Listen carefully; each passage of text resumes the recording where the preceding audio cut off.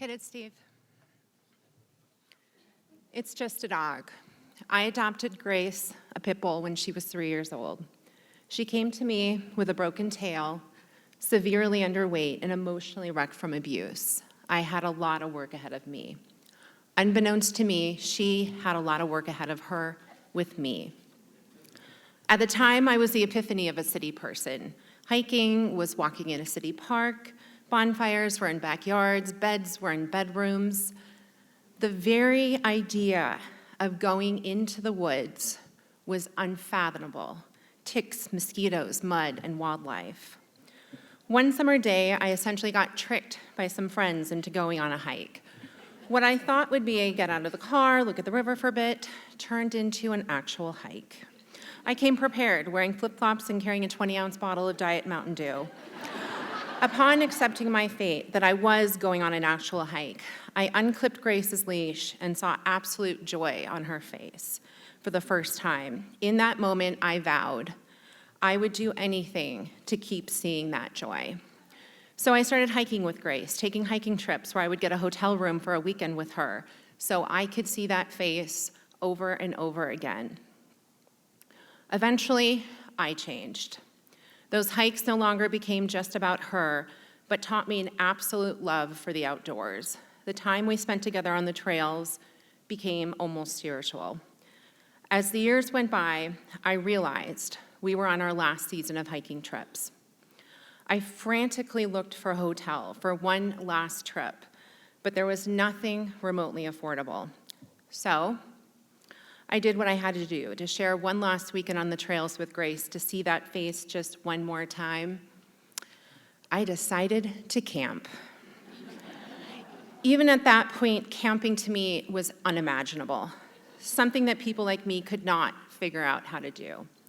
I decided to car camp because, quite frankly, I knew there was no way I was ever going to figure out how to set up a tent. I went to REI, bought some ready-to-eat, add-water meals, and we embarked on our last journey. After boiling water on an open fire, eating a slightly undercooked ready-to-eat meal, and sleeping in a car while at a state park campground with full plumbing and a 24/7 ranger, I honestly believed that I had achieved the ultimate rank in outdoor skills. While completely unjustified, that trip with Grace had put a level of confidence in me that I never had. Confidence not just about the outdoors, but confidence about anything I thought I couldn't do. Months later, Grace was quickly deteriorating. At the same time, I started seeing eagles everywhere and in abnormal numbers. I couldn't understand why.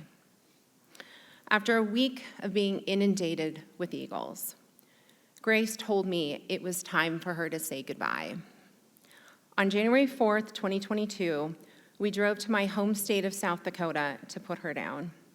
At approximately her time of death, my mom told me she saw an eagle in town, which is rare.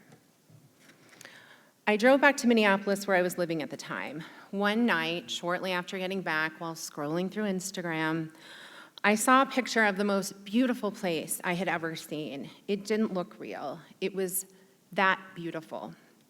It was the Yellowstone River, and I knew I needed to see that place in person. This wasn't going to be a book hotels across Montana and stare at the river trip. I decided I needed to camp across Montana. Grace had given me the confidence, or some would say absolute delusion, to believe that I could do it. Notwithstanding half of my friends and family being terrified and the other half being thoroughly amused and betting on the results, I went online and bought all of the camping stuff. In May of 2022, I threw the gear and my new puppy Jupiter into the car and drove to Montana. On my first full day in Montana, driving back from a stunning hike in the Boulder Mountains and seeing my first moose, I looked out in a field and saw a deer next to a bale of hay with an eagle on top of the hay. Deer were Grace's favorite animal, and there was that eagle. I knew there was a reason I was here. I dealt with high-speed winds, lightning and thunderstorms, my tent collapsing upon me, waking up colder than I have ever been in my entire life, and a creepy dude in East Glacier. I was undeterred because I believed I could do it.